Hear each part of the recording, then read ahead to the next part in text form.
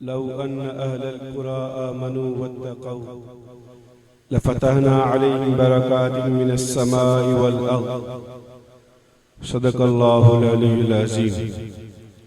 वक़ाल अल्लाहु अज़्ज़ा व जल फ़ी मक़ामिन आख़र फ़ी शान हबीबी सल्लल्लाहु तआला अलैहि व आलिहि वसल्लम इन्नल्लाह व मलाइकतहु युसल्लूना अलन नबी या अय्युहल्लज़ीना आमनू सल्लू अलैहि वसल्लिमू तस्लीमा। दुरूद पाक पढ़ो।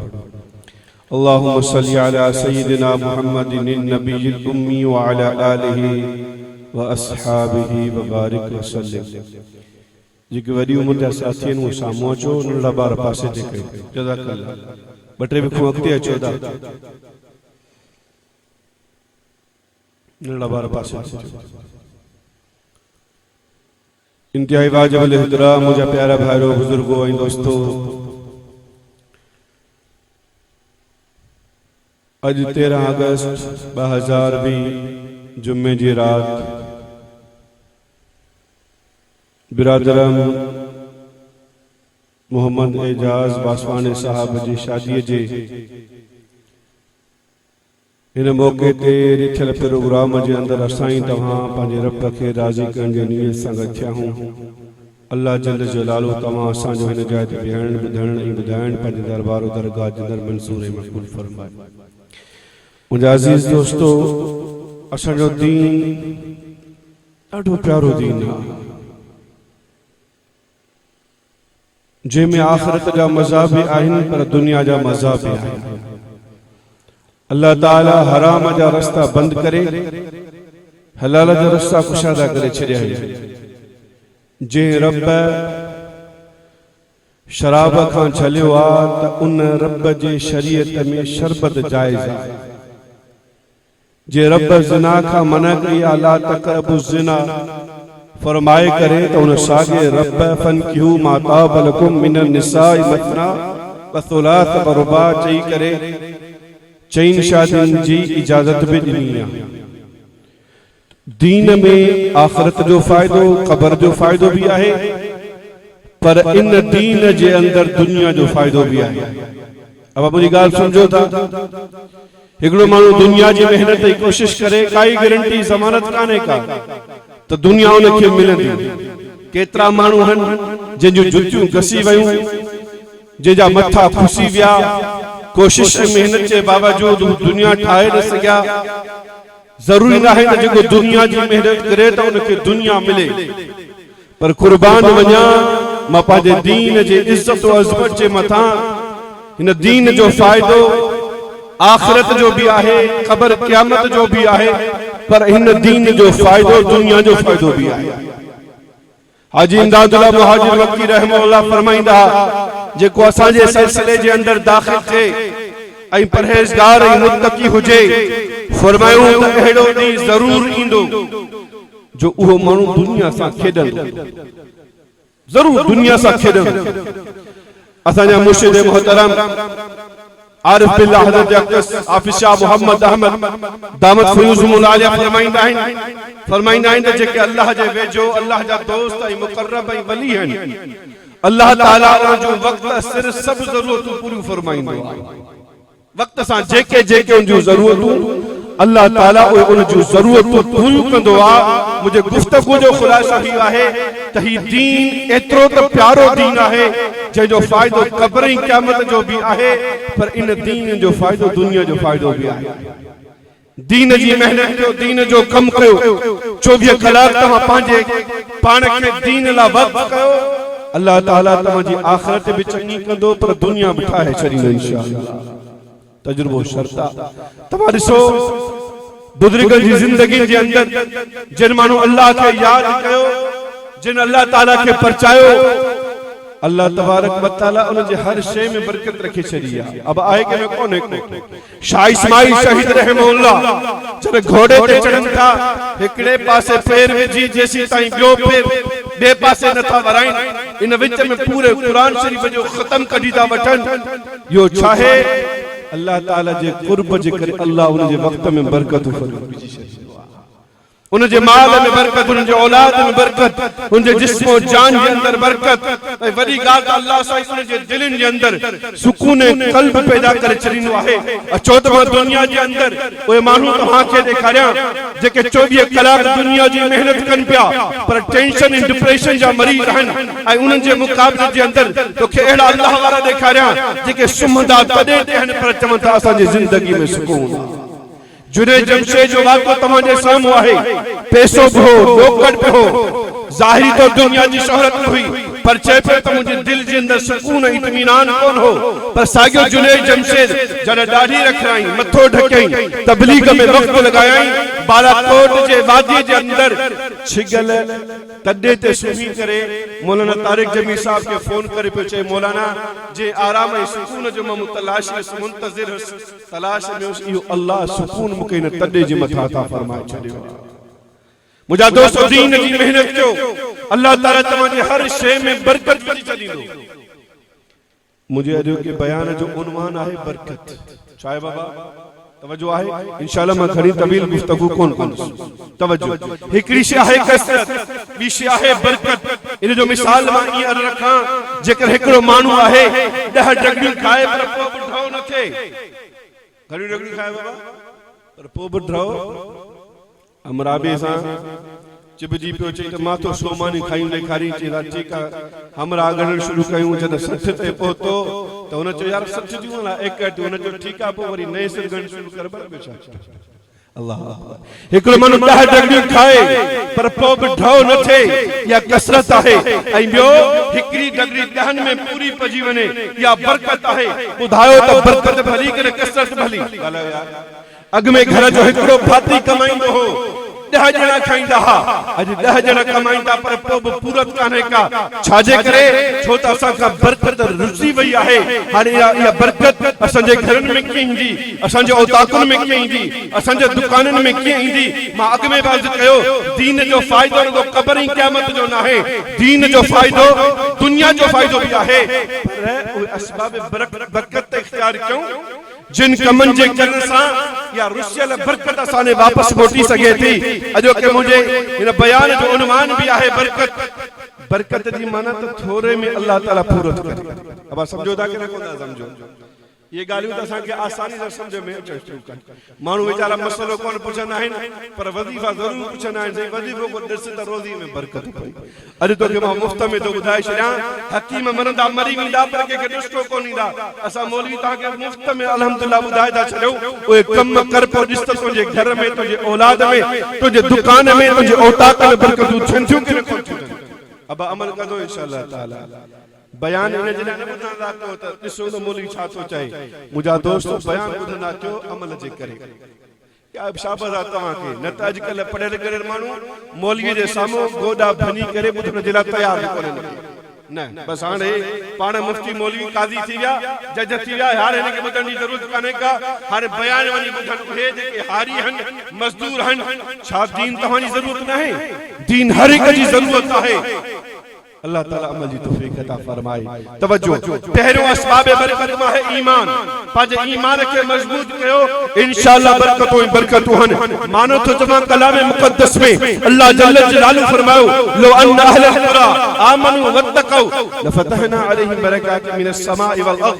अल्लाह तो फरमाए त जेकर गोठ वारा ईमान आनिन हा, परहेज़गारी इख्तियार कन हा, रब तो फरमाए त मां इन्हनि जे लाइ ज़मीन ऐं आसमान खां बरकतूं लाहिया। अॼु आसमान असां ते ॾमरियो पियो आहे, ज़मीन असां ते नाराज़ आहे। किथे ज़लज़लो पियो अचे, किथे अणमुदाइता मींहं पिया वसनि, कॾहिं माकर जो अज़ाब पियो अचे, कॾहिं कोरोना जो अज़ाब पियो अचे। मुंहिंजा दोस्तो, इहो सभु असांजे गुनाहनि जी शामत आहे। इहो असांजे गुनाहनि जो नतीजो आहे, असर आहे, रिज़ल्ट आहे। जो जेॾे बि असांजो पेर थो वञे बरकत कान्हे का, जेॾे बि वञ त परेशानी आहे, जेॾे बि वञ त टेंशन आहे। तूं अचन कलाम मुक़द्दस खां पुछ। यादि रखो क़ुरान मजीद जो मिसाल सदाबहार वण वांगुरु आहे। सदाबहार वण छा के चइबो आहे? जेको सदाई साओ हुजे। क़ुरान सदाबहार वण वांगुरु आहे। क़ुरान जी तालीम कदम सुकदी ख़त्म कान थींदी। क़ुरान जी 1400 साल पहिरीं पाण पंहिंजे बरकतुनि सां उन वक़्त जे माण्हुनि खे बरकतूं अता करे पियो। मुंहिंजा दोस्त इहो क़ुरान जे अॼु बि असां पढ़ूं इन ते अमल कयूं, इहे बरकतूं सभु मिली सघनि थियूं। अॼु कलाम मुक़द्दस खां पुछूं, रब थो फरमाए लो अन अहलुल क़ुरा, जेकॾहिं ॻोठ वारा आमनू ईमान आणनि हा, माना अक़ीदे खे मज़बूत कनि हा, गप जा किला न थियनि हा। अॼु असां वटि सूरत हाल छा आहे? कल हिकिड़े साथी मूंखे फोन कई, मोरे जे पासे में हिकिड़े बदमाश कलाम मुक़द्दस खे पाखाने सां पढ़ी कई। सूरत हाल ही आहे। वो ॿुधायो त अल्लाह तबारक व तआला जे तरफ़ खां जेके फ़ैसिला ईंदा उहे तुंहिंजे ऐं मुंहिंजे लाइ। अल्लाह से मुंहिंजी तौफ़ीक़ अता फरमाए। पहिरीं ॻाल्हि पंहिंजे अक़ीदे ईमान खे मज़बूत कयो। लो अन अहलुल क़ुरा आमनू, अल्लाह तो फरमाए ईमान आणनि हा, वत्तक़ू ऐं परहेज़गार थियनि हा, लफ़तहना अलैहिम बरकातिन मिनस समाई वल अर्द, त ज़मीन ऐं आसमान जूं बरकतूं मां उन्हनि लाइ खोले छॾिया हा। पहले नंबर ते अल्लाह फरमाते ईमान, ईमान जी बरकत आहे। मिशकात शरीफ में रिवायत मौजूद आहे, नबी सल्लल्लाहु अलैहि वसल्लम जिन का पूछो वियो से फलाणो शख्स जॾहिं काफ़िर हो जाम मानी खाईंदो हो, पर जॾहिं का मुस्लमान ऐसे थोड़ी मानी तो खाए। मुझे साईं सल्लल्लाहु अलैहि वसल्लम जे फरमाने मुबारक जो मफ़हूम आहे, फरमाइंदा इन्नल मुमिन याकुल फी मियन वाहिद वल काफिर याकुल फी सबअत अमआइन। फरमायो त मुस्लमान हिकड़े आंड्रे में खाईंदो आहे, हिकड़े आंड्रे सां खाईंदो आहे, काफिर 7 आंड्रनि सां खाईंदो आहे। उलमाए मुहद्दिसीन इन जा मुख्तलिफ मतलब जिक्र किया है, पर जंहिं मतलब जो ताल्लुक मुंहिंजे मौज़ू सां आहे वो मतलब तो तव्हां खे ॿुधायां। मतलब ही आहे त मोमिन जे खाधे में बरकत अची वेंदी आहे। अब काफिर जन मानी खाईंदा आहिनि त बिस्मिल्लाह पढ़ंदा आहिनि, ॻाल्हायो यार, पर मुस्लमान जन मानी खाईंदो आहे त छा पढ़ंदो आहे? बिस्मिल्लाह। सुठे कम ते जायज़ कम ते बिस्मिल्लाह पढ़। हा, जेकर को ज़िना खां पहिरीं बिस्मिल्लाह पढ़ंदो काफ़िर थी वेंदो, शराब पीअण खां पहिरीं बिस्मिल्लाह पढ़ंदो काफ़िर थी वेंदो। माज़ बगां त मुस्लमान जॾहिं खाधो खाईंदो आहे त पहिरीं हथ धोईंदो आहे, बिस्मिल्लाह पढ़ंदो आहे। ऐं बिस्मिल्लाह चाहे क़ुरान जो दरवाज़ो आहे। क़ुरान जो छा आहे बाबा? मौलाना सईद कासिम सुमरो साहब अजीब लतीफ़ो इरशाद फरमाईंदा आहिनि, किन माण्हुनि खे वरी लतीफ़े ते एतिराज़ थींदो आहे, जेके ड्रामा ॾिसनि था तोखे उन्हनि ते एतिराज़ कोन्हे को, जेके नंढियूं फिल्मूं ॾिसनि था उन्हनि ते एतिराज़ कोन्हे, जेके सिनेमा में वञनि था तोखे उन्हनि ते एतिराज़ कोन्हे, जेके थिएटर में वञनि था तोखे उन्हनि ते एतिराज़ कोन्हे, पर को मौलवी के ॻाल्हि जे नसीहत जे लाइ वाद लाइ को लतीफ़ो ज़िक्र करे चई मौलवी खिलाइनि छो था? अच्छा, मौलवी वरी तोखां पुछी करे पोइ अमल करे। से मौलाना कासिम सुमरो साहब फरमाया हमरा मानी पियो खाए, माई खे चई त रौला, माई रौला तो चई बिस्मिल्लाह पढ़ त मानी खाऊं, त चई भला हिकिड़ो कम भलो हिकिड़ो कम ढिलो छो? चई त मूं मौलवियुनि खां ॿुधो आहे जॾहिं का औरत जे मथे तां रो लहंदो आहे अल्लाह जी रहमत जा मलाइका हलिया वेंदा आहिनि, ऐं जॾहिं को बिस्मिल्लाह पढ़ंदो आहे त शैतान ऐं जिन्ना भॼी वेंदा आहिनि। चई त रओ मथे तां लहराए में त मलाइका न अचनि, बिस्मिल्लाह इन करे पढ़ाए में त जिन्ना न अचनि, मानी ते रश चङी कान्हे। मुंहिंजा दोस्त आज में क्या मुस्लमान जन मानी खाईंदो आहे हथ धोई करे बिस्मिल्लाह पढ़ंदो आहे। बिस्मिल्लाह चाहे हज़रत मौलाना अबैदुल्लाह सिद्दी रहमतुल्लाह अलैह फरमायो ओचितो जो मन मानी ते टुटंदो यो हिरसा या लालच आहे, सुठी शइ कान्हे का, तंहिंजे करे शरीयत चयो त पहिरीं बिस्मिल्लाह पढ़, हिर्स खत्म कर, हिर्स खत्म करे पोइ मानी का त बरकत ई बरकत। अल्लाह अकबर। माज का तो बिस्मिल्लाह कुरान जो दरवाज़ो आहे। मौलाना कारी हनीफ जालंधरी साहब अजीब मिसाल लेकर इरशाद फरमायो, फरमाइंदा बिस्मिल्लाह जो कुरान जो दरवाज़ो आहे। जॾहिं बिस्मिल्लाह कुरान जो दरवाज़ो एॾो बरकतुन वारो आहे त कुरान केतिरी बरकतुन वारो आहे। हमरा वियो ॾिठी त वॾो दरवाज़ो खड़काई, अंदरां आवाज़ आयो छा खपे? जी ख़ैर जी ज़रूरत आहे। ओ बुधो तव न अब के शहजादो जी पी जो नालो जी बादशाह जी ॾाॾे जो नालो जी शहंशाह जी छा खपे? जी रुपए जो सवाल नाम बराते मेरा ऐं अॼुकल्ह त शहंशाह जो नालो रखण नाजायज़ आहे। ॻाल्हि में ज़िक्र कर छॾी मां। हमरा जो ॾिठो दरवाज़ो वॾो आहे, दरवाज़ो खड़काई, अब छा खपे? जी ख़ैर ॾियो। अंदरां उन्हनि छा कयो त 5 रुपए जो सिक्को मोकिलियो। हिन खे फ़क़ीर जो ॾिठा त फ़क़ीर जा पिता ई सड़ी विया। हिकिड़े फ़क़ीर खां मुंहिंजो ॾे ख़बर ॾींहं में धंधो घणो थींदो अथई, चई जेके चवंदा न माफ़ कर इहे आंगूठो न खाईंदे 300 रुपया थी वेंदा। फ़क़ीर बि सम्झे थो त हिन जे खीसे ते मुंहिंजो हक़ तुंहिंजो छाजो हक़ आहे? पिनण को सुठी शइ आहे। क़यामत जे ॾींहुं उन माण्हूअ जे चेहरे ते गोश्त न हूंदो जेको माण्हू दर दर ते वञी करे पिने थो। सवाल कर अल्लाह का, अल्लाह जरूर पूरी करण वारो आहे। हाजी इमदादुल्लाह मुहाजिर मक्की रहमहुल्लाह काबतुल्लाह जे गिलाफ के चंबड़ी करे अल्लाह के हस्ता कर मुजा मौला तो मुजो नालो इमदादुल्लाह रखो आहे औ मरंदो मरी विदुस मखलूक जे दर ते जो को मां इंदुस त वरी बतो जे दर ते इंदुस। अल्लाह ताला हाजी साहब के बरकत उन्हीं सब जरूरत पूरी फरमाए।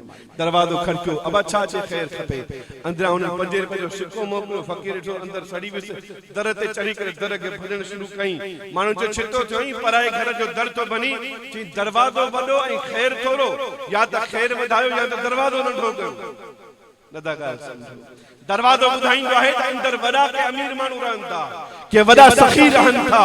दरवाजो वडो बुधाइंदो आहे त अंदर जगह तामीरात वडी आहे। बिस्मिल्लाह यो कुरान जो दरवाजो आहे जरा बिस्मिल्लाह खुद बरकतन वारी या खुद कुरान कितनी बरकतन वारो।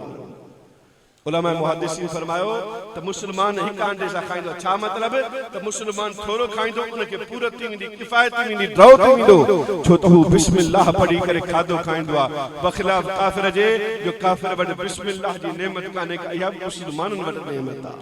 दुनिया वरन तजुर्बा करे दिठाहिन दुनिया वरन तजुर्बा करे दिठाहिन जरे हुन बिस्मिल्लाह पढ़ी करे पानी के पियण शुरू कयो त उहे जरासीम जेके इंसान के नुकसान पहुंचाइंदा आहिन उहे मरी था वनन।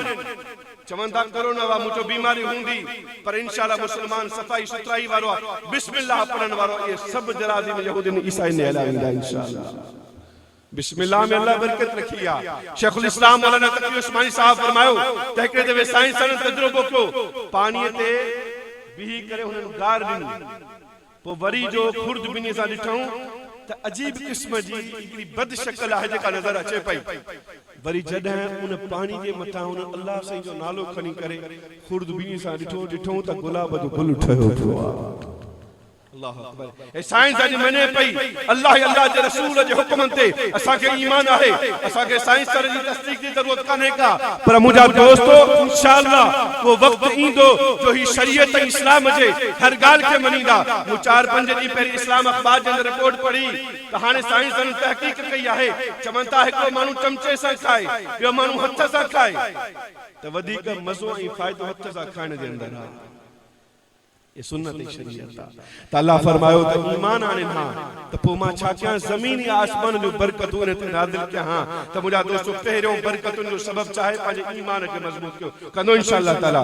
नंबर 20 वतकौ ये परहेजगार जन्हा गुनाहन का बचण जो एहतमाम कन्हा त मा जमीन या आसमान जो बरकत ने ते नाज़िल किया। हां अज बुधायो त असा गुनाहन के छडियो आ सजो दी टच मोबाइल दे वठ लगी पे वठ वारो लगी पे नौजवान तबाह थी गया पोड़ा पक्का तबाह थी गया इन ओके बुजुर्ग ॾाढी अजीब गाल इरशाद फरमाई त असा के शैतान जो नुकसान को न जे तो टच मोबाइल नुकसान सॼो नौजवान वठ वारो लगो पियो आहे।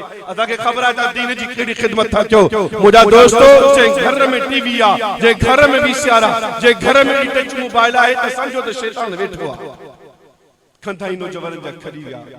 अज नौजवान दाढ़ी पटके वारा मौसीकी के गुनाह न था समझन धारी औरत दिसने के गुनाह न था समझन ठीक आ डिजिटल तस्वीर के खिलाफ थी सके तो पर माई दे दिसने जी कहे मोकल दिनिया मौसीकी जे बुधण जी कहे ता के मोकल दिनिया ऐ जे के ओए फुश मनाजिर था दिखाइन किन्ना मनाजिर था दिखाइन ओए भी ता दिसो था तम के के मोकल दिनिया तो मुजा दोस्तों जरा गुनाह क्यों था तब बरकत केडा अचन शराब पीण वाला सी रिश्वत वठण वाला सी याज वठण वाला सी गुनाह करण वाला सी तब मुजा दोस्तों बरकतूं असाने अचन त की अचन तू तकवा इख्तियार कर परहेजगारी इख्तियार कर गुनाह का बचन जो एहतमाम कर जेकर तुझे घर जे अंदर तुझे दुकान के ताक जे अंदर बरकतूं ना अचन मुजी गिची में अची हथ विझ जा। बियो कम क्यों परहेजगारी इख्तियार कयो क्यों कम अल्लाह ते भरोसो कयो। रब तो फरमाए व मन यतवक्कल अला अल्लाह फहुव हस्बु रब तो फरमाए जे मुंह ते तवक्कुल कई जे मुंह ते एतमाद भरोसो कयो मा रब उन जिला काफी है ऐ जे जो रब तेजो अब जे जो रब तेजो ओ बादशाह चयो पाजे दरबारन के अजमा मूड में है जेको जे शे ते हथ रखंदो या उन जी या के सोन ते हथ रखियो के चांदी ते हथ रखियो के मोतिन ते हथ रखियो के पैसन ते हथ रखियो एकड़ी बानी ही उन अची करे बादशाह जे हथ रखियो बादशाह जो मोकियो वॾो थई टाइम हलियो वेंदई जल्दी करके शइ ते हथ रख चई बादशाह तो छा चयो हो चई मूं चयो त जंहिं शइ ते तव्हां हथ रखंदो उहा शइ तव्हांजी आहे चई पोइ हाणे मूं तो ते हथ रखियो जे तूं मुंहिंजो थी वेंदो सभु कुझु मुंहिंजो थी वेंदो जंहिंजो रब थी वेंदो उहो सभु कुझु थी वेंदो लिल्लाहि ख़ज़ाइनु समावाति वल अर्ज़ बादशाहनि जा खज़ाना खुटी सघनि था वज़ीरनि जा खज़ाना खुटी सघनि था पर रब जे खज़ाननि में खोट न ईंदी आहे उन रब सां मोहब्बत छो थो करी उन रब सां दिलि छो थो लाई कंहिं बुज़ुर्ग खे हिकु शख़्स चयो चई मुंहिंजी फलाणे सां मोहब्बत थी पर जॾहिं खां उहो मरी वियो आहे सम्झां थो त आऊं जहिड़ो मोल आहियां मां बि मरी वियो आहियां त उन अल्लाह वारा उनखे अजीब ॻाल्हि इशाद फरमाई त उन्हनि सां मोहब्बत छो थो करी जंहिंजे मरण सां तूं बि मरी थो वञी उन रब सां मोहब्बत छो थो रखी जेको रब सदाई जिंदा ऐं जे मोहब्बत करण वारा सदाई जिंदा अब अल्लाह से सदाई जिंदा है हय जी माना अजल का जेरो आ अबद ताईं जेरो रहंदो रब ते मौत न ईंदो अंबिया किराम पंहिंजे कब्र में जिंदा आहिनि हयात आहिनि पर उन्हनि ते बि मौत आयो कुल्लु नफ्सिन ज़ाइक़तुल मौत इन्नका मय्यितुन व इन्नहुम मय्यितून पर मुंहिंजो रब उहो आहे जेको मौत खां पाक आहे बीमारी खां पाक आहे हर ऐब खां पाक आहे छो न उन रब सां मोहब्बत कर जे रब खे तो पंहिंजो कयो सम्झ त सभु कुझु तुंहिंजो थी वेंदो कि अल्लाह वारे का पूछूं ये खबर तुनी जिंदगी के पे गुजरे ची फर्स्ट क्लास ची भला की है कि सब कुछ मुझी मर्जी सां तो ची सब कुछ तुनी मर्जी सां तो अल्लाह का अब मर्जी कंजी हलनी है काला यार कोरोना का पेरी माइन जुलूस कढियो ची हमारा जिस्म हमारा मर्जी अल्लाह जे तरफ का एडी लपाट लगी तो हाने दिसण में भी कोन दियो अचो तहां जो जिस्म तहां जी मर्जी आहे तो पोते ता बाहर निकलो ने बाबा सा मास्क कोन पाइंदुसी असि ग्लव्स कोन पाइंदुसी असि सैनिटाइजर इस्तेमाल कोन कंदुसी छोता असा जो जिस्म असा जी मर्जी आ अल्लाह पांजी कुदरत वारी ने के चमाट लगाए करे बुधायो तो जिस्म भी मुंजो तो मर्जी भी मुंजी आ मिनहा खलकनाकुम व फीहा नुईदुकुम व मिनहा नुखरिजुकुम तारतन उखरा मिट्टी में अल्लाह पैदा कयो मिट्टी में मोटाण वारो भी अल्लाह अब पैदा सा के कहे कयो आहे मर्जी भी कंजी आ चेदे खबर तुझी मर्जी से सब कुछ किए तो थे ची गालिया त मु पांजी मर्जी अल्लाह जे हवाले करे छड़ी जे में रब राजी उन में महाराजी ओ बुधा द दुनिया में सब कुछ रब जी मर्जी से न थे जी थे तो को जी जे में रब राजी ते में महाराजी आ पंजाब जो एक बुजुर्ग है मौलाना जलील अहमद अखुन साहब गुज़िश्ता हफ्ते पटीदन जे अंदर बयान में फरमायो अदा के शन खबर पाए को खिलाण वालो मौलवी त पंध करे पहुंचना पर बुजुर्ग पाड़े में आयो असा के खबर न पई अल्हम्दुलिल्लाह सा के तमाम मोरो बुजुर्ग तमाम माशाअल्लाह कोने अजीब गाल बताई जी पंजाब जे अंदर एकड़ो बुजुर्ग हो चई त साईं मी जाम मसो आहे बंद कमजोर आहे मेहरबानी करे हलो अली का दुआ करो त अल्लाह रहम करे बुजुर्ग जो ठीका सुभाने माइंदुस बुजुर्ग जो ना शाह दोला हो जरे बेडी थियो ची दबा कोड न गड क्यो बेलचा गड क्यो टीकम गड क्यो जिने छो ची गड कयो गड करे बुजुर्ग छा को कोडर खणी उन बंद के ॾाहण शुरू छी छा थो करी जी बाबा जे रब जे में राज़ी आहे न मां भी उन में राज़ी आहियां त न समझो जिधर मौला उधर शाह दौला जी रब जे करे में राज़ी आहे त मां भी में राज़ी हां खुदा जी कुदरत अल्लाह ताला उन बोर खे ठारे छई पर मुझा दोस्तों या भी खूबी आ त मानू अल्लाह जे रजा में राजी रहे एक त जेको भी कम कयो इखलास सा कयो नंबर भी घाट जेको भी कम कयो उन का पहिरीं दुआ घुरो पर पोइ भी तहजी दुआ ही कोशिश कबो वो कम नथो थे अल्लाह जी रजा में राजी रहो चा मुझा मौला जे में तू राजी उन में मां राजी पर ॾिसो तव्हांजी ज़िंदगी सुकून सां गुज़रे थी अॼु असां माण्हुनि में उमेदूं रखंदा आहियूं मौलाना अशरफ अली थानवी रहमहुल्लाह फरमायो टेंशन फ्री पैकेज तव्हां सदाई सुचा रहंदो हिकिड़ो कमु कयो छी कहिड़ो छी माण्हुनि में उम्मीद भलाई जी रखो ई न बस भलाई जी उम्मीद सिर्फ़ अल्लाह में रखो छा थींदो पोइ सुभाणे जेकॾहिं कंहिं मां तकलीफ़ पहुती त मूंखे त उम्मीद ई कान्हे पर जेकॾहिं को तव्हां सां भलाई कयो त दिलि ख़ुशि थींदी यार मूंखे उम्मीद त कान्हे पर पोइ बि शाबस त मूं भलाई कई माण्हुनि में उम्मीद न रखो उम्मीद सिर्फ़ अल्लाह जी ज़ात में रखंदो इंशाअल्लाह ताला हा व मन यतवक्कल अल्लाह फहुव हस्बुह तो अल्लाह ते भरोसो कयो रब तो फरमाए त मां रब तव्हांजे लाइ काफ़ी हां पोइ जे रब असांजो आहे सभु कुझु पोइ मुंहिंजा दोस्तो तुंहिंजे ऐं मुंहिंजे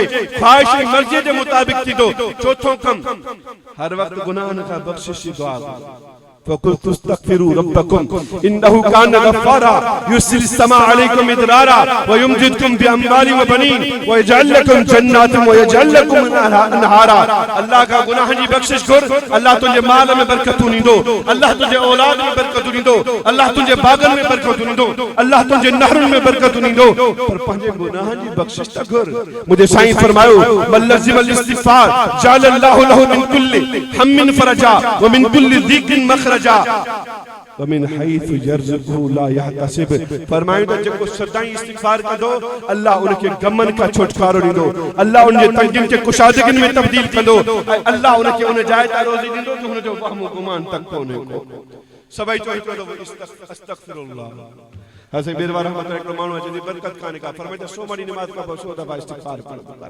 بٹنی کا موٹیا جیسے برکت کھان پائی فرمائے تا پٹر شاخ کا واٹ رکھے چھکبو آہے پہانے انہیں واٹ میں پانی دئیندو آہے پر جنہ انہیں واٹ رکھے واٹ تے ٹکا دی با تو یہ ایندن پانی میں رک جی ویندو جنہ اسا استغفار کندا ہوں اللہ کا پنج گناہ جی بخشش گرندا ہوں اللہ جو رحمت دے متوجہ تھی جو ہن پر اسا گناہ کرن رحمت ان کے بھجائے چلیں ॿुधायो त असां कहिड़ो गुनाह नथा कयूं असांजी अखियूं गुनाहनि में मुब्तला असांजा कन गुनाहनि में मुब्तला असांजी ज़ुबान गुनाहनि में मुब्तला असांजो सीनो बुग़्ज़ सां भरियो पियो आहे असांजी दिलि ग़ैरुल्लाह सां भरी पई आहे असांजे ॿियो त छॾ पर निमाज़ जे सजदे में बि बुरा ख़्याल अड़े जुमे मुदा हीअं कयो निमाज़ पढ़े सजदे में तॾहिं बि इहे ख़्याल पोइ मुंहिंजा दोस्त जॾहिं असांजा चारई पनाह गुनाहनि में चिकन त रहमतूं केॾां अचनि सभई चओ त इंशाअल्लाह असां गुनाहनि खां बख़्शिश घुरंदासीं छा आहे ख़र्च बि कोन्हे को सिर्फ़ु चओ अस्तग़फिरुल्लाह मुंहिंजा मौला गुनाह जो कमु कोन कनि गुनाह छॾियो पेशेमान थियो आईंदा इरादो कयो ईअं न त कुतो खूह में पियो आहे पाणी कढण जो अब कुतो खूह में कढबो पोइ पाणी कढबो त खूह पाक थींदो न गुनाह छॾियो पेशेमान थियो आईंदा इरादो अज़म थियो हज़रत मौलाना शाह हकीम मोहम्मद अख्तर रहमतुल्लाह अलैहि फरमाईंदा त माज़ीअ खे इस्तिग़फ़ार ऐं तौबा सां साफ़ ऐं पाक ऐं रोशन कयो हाल के तकवा सां गुनाहनि सां बची करे रोशन कयो मुस्तक़बिल में इरादो ऐं अज़म कयो त गुनाह जो कमु न करो इंशाअल्लाह माज़ी बि रोशन हाल बि रोशन मुस्तक़बिल बि रोशन थींदो इंशाअल्लाह सब गुनाहनि खां बख़्शिश घुरंदो बि इंशाअल्लाह लफ़्ज़ सोला आहिनि अस्तग़फिरुल्लाह त कचहरी में ॻाल्हाईंदा आहियूं हुनजी गिला मुंहिंजा दोस्तो असां फ़रिश्तनि रहमत जे मलाइकनि खे पंहिंजे वेझो अचण में नथा ॾियूं नफ़रतुनि में एॾो मज़ो न आहे जेतिरो मुहबतनि में मज़ो आहे के चवण वारे ॾाढो अजीब जुमिलो इरशाद फरमायो चई त असांखे मुहबत जे लाइ टाइम नथो मिले तव्हांखे नफ़रत जो लाइ केॾांहुं टाइम थो मिले याद रखो असांखे नफ़रत में मज़ो अचे पियो पर मुहबत जो मज़ो नफ़रत जे मज़े खां वधीक आहे नफ़रत जे मज़े जो मिसाल त ईअं आहे जेकॾहिं माण्हू ख़ारिश थिए ऐं पाण खे गंद ऐं रत निकिरे मज़ो त अचे थो पर आख़िर में गंदू आहे पर जेकर उन जे मुक़ाबले में मुहबत जेकर कंडा बि लॻंदा न ईअं जे गुलाब जे गुल खे पटिजे गुलाब जे गुल खे पटिबो आहे चार कंडा ज़रूरु लॻंदा आहिनि पर आख़िर में ख़ुशबू हूंदी आहे जेको माण्हू मुहबत कंदो तकलीफ़ूं ईंदियूं पर मुंहिंजा दोस्त हमेशह सुकून जे अंदरि हूंदो अब मोहब्बत कंदो कि न कोन कंदो पोइ हिकिड़े छोकिरे चयो ॿियनि खे चई त वञण वटि मिठाई जो दॿो पियो आहे जेको अॻु में भॼी पुॻो मिठाई जो दॿो उन ॾे हे दिलि में सोचे पियो ॾिसां त हिन मां केरु थो मुक़ाबिलो खटे जॾहिं उहे चारई ॿार अॻिते थिया त उन्हनि छा कयो चंबी में ॾिनऊं हथ में ॾिनऊं आराम सां इत्मीनान सां विया मिठाई जो दॿो साम्हूं रखी करे आराम सां खाई छॾियो मुंहिंजा दोस्तो ईअं मोहब्बत जी फिज़ा खे क़ाइमु नफ़रतुनि जी फिज़ा खे ख़तम कयो पोइ ॾिसो त ज़िंदगी में बरकतूं थियनि थियूं कि न कोन थियूं थियनि पंहिंजो कमु कहिड़ो कंदो हर वक़्तु बावजूद रहंदो कोशिश कंदो इंशाअल्लाह ताला हाणे निमाज़ पढ़ंदासीं न पेशाब था कयूं एहतियात कोन्हे को नबी सल्लल्लाहु अलैहि वसल्लम फरमायो इस्तंजिहु मिनल बाउल फइन आमद अदाबिल क़ब्र में फरमायो त पेशाब जे कतरनि खां बचंदा कयो छो त क़ब्र जो उमूमी तौर जो अज़ाब थींदो आहे वो पेशाब जे कतरनि खां न बचण जे करे थींदो आहे हे छा कंदो आहे नाली ते वेही करे गोॾनि खां मथे कपिड़ो करे सरियाम पियो पेशाब कंदो बाबा गोॾो उघड़ आहे कि धारे जे साम्हूं ज़ाहिर करणु नाजाइज़ आहे लअनल्लाहु नाज़िर वल मंदूर इलैहि ऐं नंबर ॿी ॻाल्हि त पेशाब खां बाद में पाकाई जो ख़्याल कंदा न कंदो त क़ब्र में अज़ाब थींदो हर माण्हू पंज वक़्त नमाज़ पढ़े इंशाअल्लाह वारी कोशिश करे त बावजूद थी रहे जेकर को माण्हू बावजूद थी करे सुम्हे ऐं राति जो उनखे मौत अचे त उनखे अल्लाह शहादत जो सवाब अता फरमाए शहादत जो सवाब मकाम शहादत जो वॾो आहे पर शहादत जो सवाब मिलंदो अब सौदो सस्तो आहे कि न महांगो आहे सब इरादो पे इंशाअल्लाह हर वक्त बावजूद रहंदासीं। छहों कम 5 वक्त नमाज की पाबंदी क्यों उनसा गरो गरो अल्लाह तौफीक दे, तहज्जुद पढ़ो, इशराक पढ़ो। नमाज रहमतुन बरकतुन के इए छिकी दिया जी चकमक लोह के छिकींदो। ठीक घर में बरकत काने का नमाज पढ़ंदो ही न दाढ़ी बनाए मथो बनाए ढकड़ो पाचा भेजन का हाइट लगा पाइन घर में पर्दो कोने को गुनाह जी वठवारो लगी पई आहे पोइ बरकत मुंजा दोस्त इए बरकत कोनी अल्लाह के राजी को अब राजी कंदो इंशाअल्लाह बरकत कंजे हथ में अल्लाह जे हथ अल्लाह के राजी कंदो ते बरकत अची वेंदी इंशाअल्लाह। हज़रत मिरवा रहमतुल्लाह अलैहि फरमाइंदा हा त असां जा कुछ जिरे बन जमीन सजो साल इन जमीन में खाईंदा हूं आखिर में अन्न बची पंदो वो खपाइंदा यो छाए बरकत अल्लाह के राजी कंदो तो इंशाअल्लाह बरकतू ही बरकतू है। ऐसा तो कम केड़ो अल्लाह ताला तौफीक दे, अल्लाह ताला तौफीक दे त मानु सदको दे अब ॾींदो इंशाअल्लाह ताला सदको ॾींदा।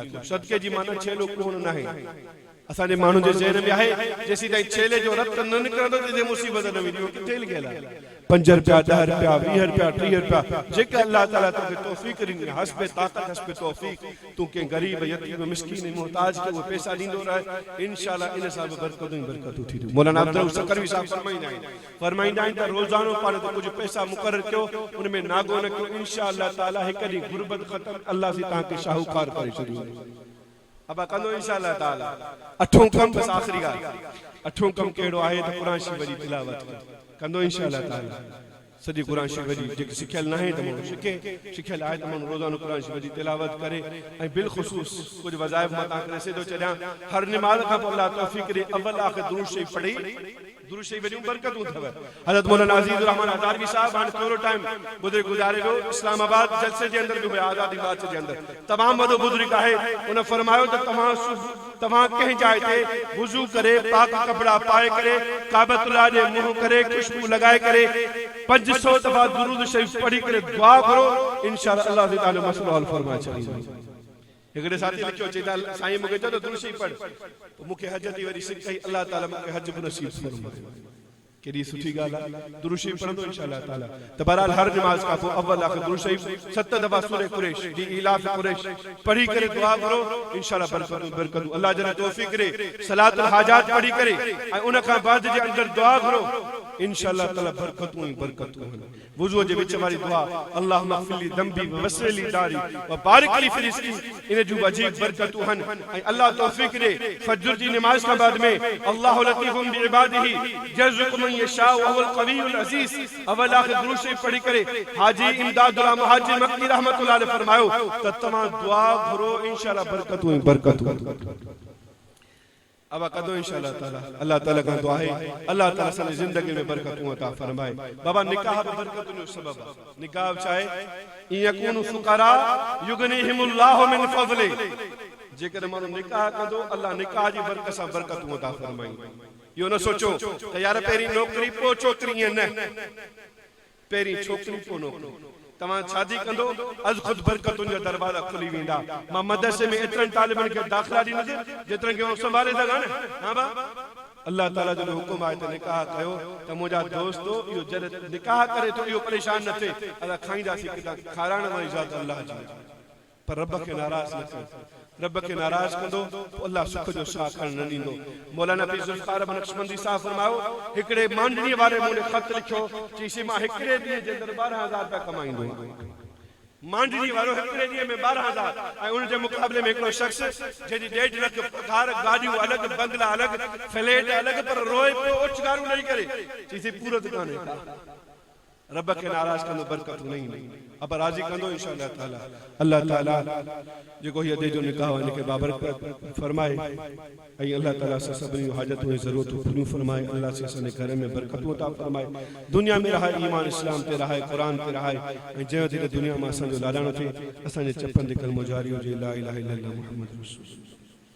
ला इलाहा इल्लल्लाहुल हलीमुल करीम सुब्हानल्लाहि रब्बिल अर्शिल अज़ीम वल्हम्दुलिल्लाहि रब्बिल आलमीन नस्अलुका मूजिबाति रहमतिक व अज़ाइम मग़फ़िरतिक वल गनीमत मिन कुल्लि बिर वस्सलामत मिन कुल्लि इथ्म अल्लाहुम्मा ला तदअ लना ज़ंबन इल्ला गफ़रतहु वला हम्मन इल्ला फ़रजतहु वला दयनन इल्ला क़ज़यतहु वला मरीज़न इल्ला शफ़यतहु वला हाजतन हिय लक रिदन मिन हवाइज दुनिया वल आखिरह इल्ला क़ज़यतहा या अरहमर राहिमीन रब्बना आतिना फ़िद दुनिया हसनतन व फ़िल आखिरह हसनतन व क़िना अज़ाबन नार अल्लाहुम्मा नव्विर क़ुलूबना बिल क़ुरआन अल्लाहुम्मा ज़य्यिन अख़लाक़ना बिल क़ुरआन अल्लाहुम्मा नज्जिना मिनन नार बिल क़ुरआन अल्लाहुम्मा अदख़िलना फ़िल जन्नति बिल क़ुरआन अल्लाहुम्मा इग़फ़िर लना ज़ुनूबना व इसराफ़ना फ़ी अमरिना व थब्बित अक़दामना वंसुरना अलल क़ौमिल काफ़िरीन। ए अल्लाह असांजे मथां रहम करम मामला फरमा। ए अल्लाह असांखे पंहिंजी मोहब्बत नसीब फरमा, पंहिंजो ताल्लुक़ ऐं पंहिंजो क़ुर्ब ख़ास नसीब फरमा। अल्लाह ॿारनि जी सोहबत में रही करे न फ़क़त सोहबत याफ़्ता बल्कि अल्लाह असांखे फैज़ याफ़्ता बणा। ए अल्लाह असांजे मथां रहम करम जो मामलो फरमा। हिन मूज़ी मरज़ खां असां सभिनी खे नजात छुटकारो नसीब फरमा। मुल्क पाकिस्तान जेको आज़ाद थी करे असांखे मिलियो आहे, इन मुल्क पाकिस्तानी ए अल्लाह जाग्राफ़ी ऐं नज़रियाती सरहदुनि जी हिफ़ाज़त जी असांखे तौफ़ीक़ अता फरमा। उलमा जी हिफ़ाज़त, मदारिस जी, ख़ानक़ाहुनि जी, तबलीग जमात जी, दावत जी, सियासत जी, जहाद जी, या जेके तंज़ीमूं बातिल फ़िरक़नि जे ख़िलाफ़ कम कर रहे आहिनि, ए अल्लाह उन्हनि सभिनी खे हिम्मत तौफ़ीक़ अता फरमा। ए अल्लाह पंहिंजी रिज़ा नसीब फरमा। ए अल्लाह जेके कर्ज़दारनि जो कर्ज़ दूर फरमा, बीमारनि खे सेहत कामिल आजिला मुस्तबिरा अता फरमा। बाओ इजाज़त जो जेको निकाह था, ए अल्लाह इनखे बाबरकत निकाह बणा। जीअं अंबिया किराम पंहिंजे घर वारनि सां गुज़ारियो, जो सहाबा किराम पंहिंजे घर वारनि सां अहले बैत ऐं नेक सालिह पंहिंजे घर वारनि सां ज़िंदगी गुज़ारी, अल्लाह से इन तरीक़े सां हिननि खे ज़िंदगी गुज़ारण जी तौफ़ीक़ अता फरमा। ए अल्लाह नफ्स शैतान जे शर खां बचा, नफ्स शैतान जे शर खां बचा। अल्लाह मसाजिद की हिफाजत फरमा, मदारिस की हिफाजत फरमा, खानक़ाहों की हिफाजत फरमा। अल्लाहुम्मा सल्लि अला सय्यिदिना मुहम्मदिन नबिय्यिल उम्मी व अला आलिहि व सहबिहि व बारिक वसल्लिम।